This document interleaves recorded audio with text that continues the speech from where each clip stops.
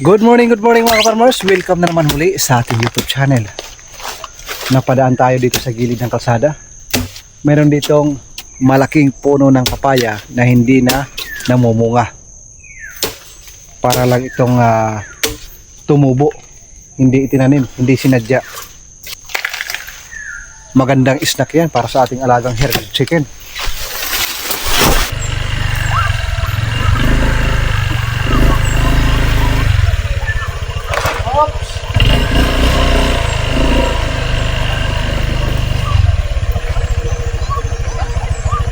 Jigir!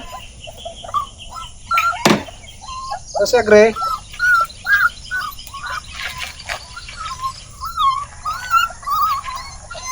Good morning mga kaparmers. Pangpagana. Ang ganda ng sinag ng araw. Yung aking mga alaga. Mabango na. Ito si Dexter, si Jigger. Nasa gre? Kali ka. Ay, dali.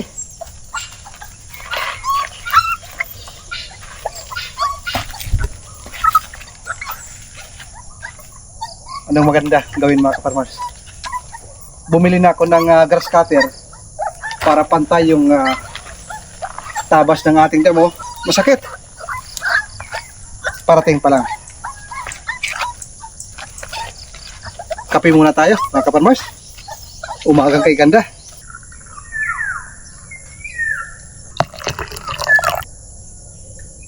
Kape tayo mga kaparmers.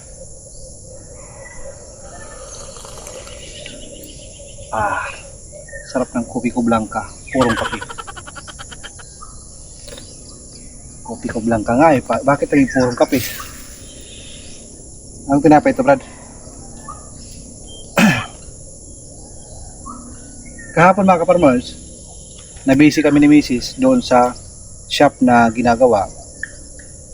Nag-display kami, bumili kami ng lalagyan ng fresh flower.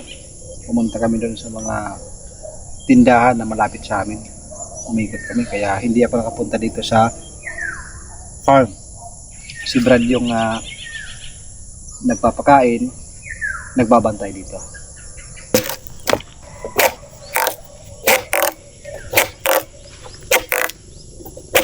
Ito yung matigas na part ng katawan ng papaya mga kaparmers. Ito yung napakalambot.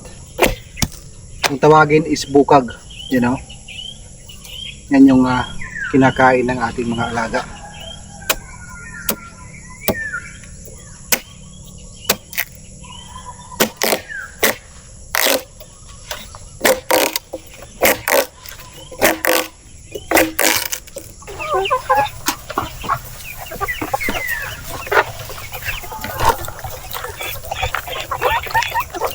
Lakas kumain mga kaparmers.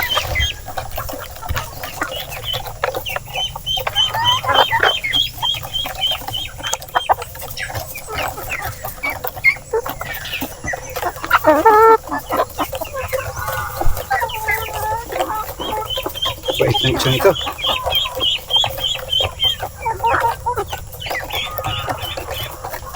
Snack lang ito mga kaparmers. Pagbigay natin ng pagkain, ito yung ating iiwan para mayroon silang tutukain.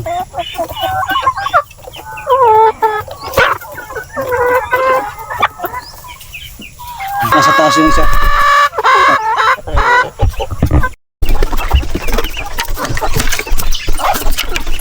Yung isa mga farmers,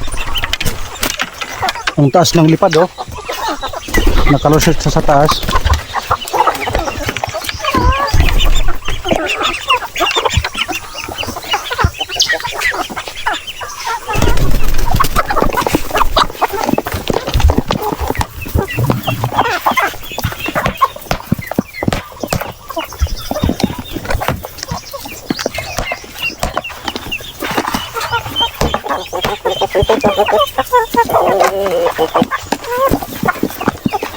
Lakas kumain.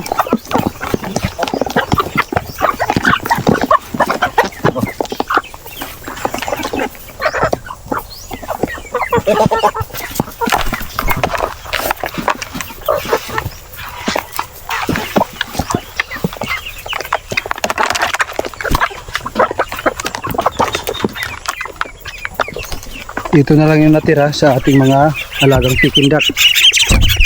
Yan o. 7 piraso. Yan yung pinakamalaki. Nasa dulo.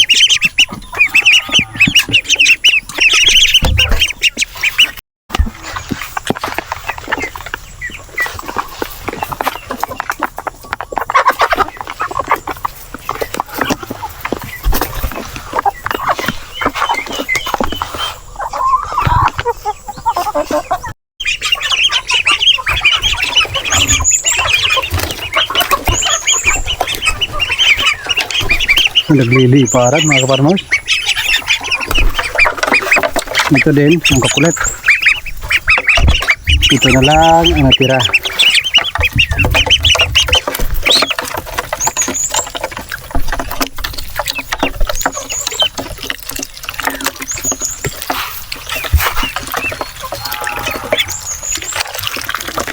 Magantay kayo dahil may parating na 50 piraso ulit. Kaso nakapila tayo dahil kunti lang yung supply ng ating pinagkukunan. Yun pa daw siyang kinukumpleto na orders. Pagkatapos tayo ng sunod.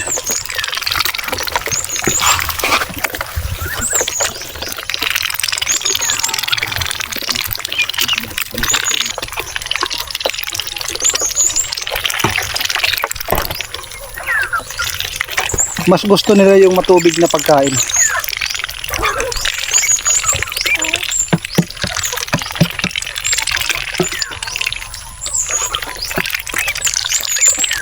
Ganito yung mga namatay oh.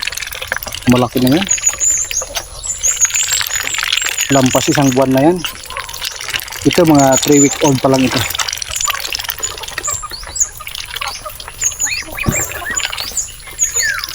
Busin nyo yan. Yung bilanghoy na ating hiningi doon sa gilid ng ilog kay Uncle, ayan, ito nilagay ko sa gilid ng kulungan ng ating mga alaga. Mabilis lang naman itong dumahon, straight papunta doon mga kaparmers, kasi dito banda yung mainit pagdating ng alas 2, alas 3. Yan yung pinakamainit. Pag umaga, wala akong problema. Kita nyo naman pag umaga. 1 month lang ito, mga kaparmers. Mayroon na itong dahon. Ito yung kahoy na ito. Gagamitin namin sa stand ng fresh flower para sa pag-display. Pagkatapos namin doon sa farm, ito yung kasunod na aming gagawin.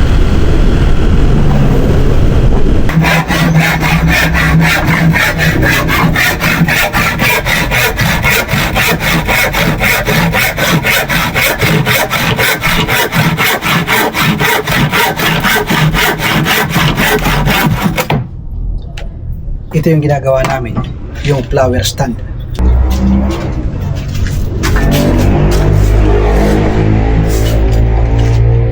Sukat ito, tapos sukat sa dulo. Dito natin ilalagay yung fresh flower. Kailangan tanggal-tanggal para pagkatapos ng 2 days papanis yung tubig, babaho dahil sa stem, dahil fresh yung ating bulaklak. Kailangan hinuhugasan yan 2 to 3 days kasi babalik.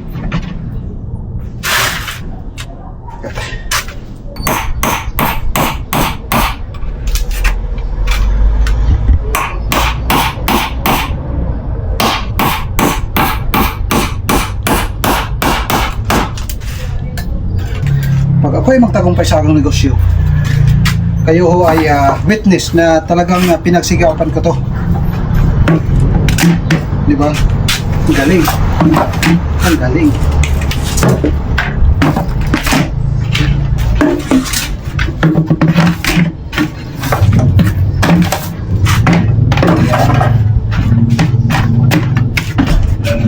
Ito yung nalagyan ng fresh flower.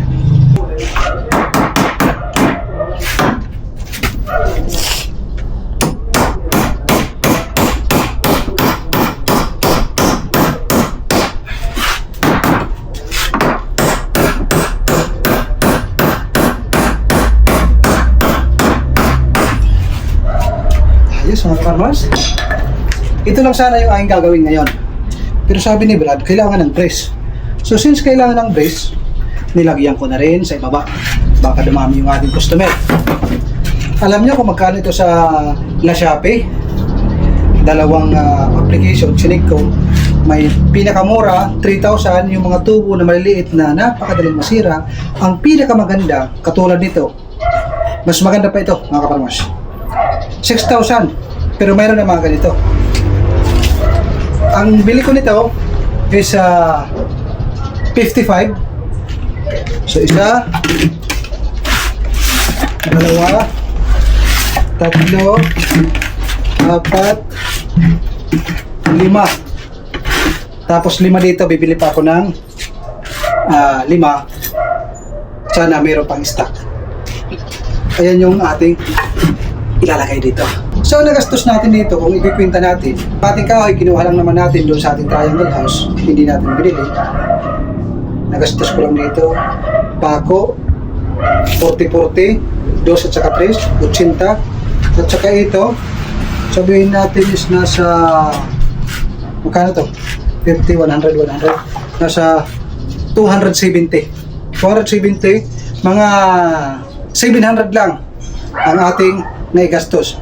Plus yung ating pagod. Yung ganitong 6,000 sa La Shopee, hindi ako, wala akong tiwala sa tibay. Alam niyo naman, pag mga ganyan sa online. Ito, matibay ito. Nalagyan ko na lang ng brace kasi umuga. Pag dinagyan ko ng ganyang brace o ganyang paiki sa ibaba, siguradong nakalak yan at napakatibay at magaan pa, kahit isang kamay lang. Pag makita ito ni Mrs., napakasaya dahil nakatipid ho tayo.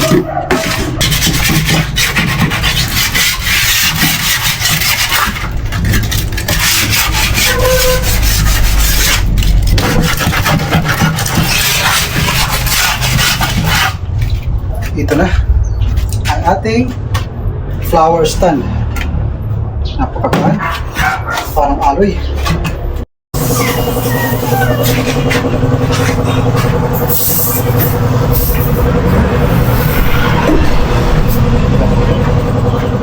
Perfect, mga kaparmas. Yung bulaklak niyan, ang taas hanggang dito niyan. Kaya matatakpan ito. Tamang-tama lang, mga ganito yung bulaklak. Tamang-tama, meron tayo nag-display dito. Ang bagsak hanggang dito rin. Yung mga maiikli lang ng mga display, yung ilalagay dito. Para hindi tamaan yung ating bulaklak. Saka mga balon dyan naman, mga dekorasyon. Update sa ating flower shop. Kapag lagay tayo ng screen dito, nalagyan ng display. Dito yung flower stand. Pero sabi ni Mrs., mas maganda na mayroong pintura. Nalagyan natin ng shelves. Shelves ba tawag dito? Estante. Mga kaparmers. Ito din sa may counter. Estante. Nalagyan ng gift wrapping. Ito yung wrapping para sa bouquet. And then, ito yung ating dito, kaparmers. Ito yung ating pininturahan na flower stand. Maganda na, elegante. Ngayon, alis muna kami para mamili ng kulang na bucket sa fresh flower. Dahil nga 5 lang yung binili, kala ko okay na yun. Kulang pala. Kasi 5, 10 lahat yung bucket na kailangan. Bibili ako ulit ng ganyan at kung ano-ano na pwedeng idagdag para makapag-open na tayo next month. So ayun muna yung ating update sa ating shop, ating negosyo na bubuksan. Maraming salamat sa inyong suporta.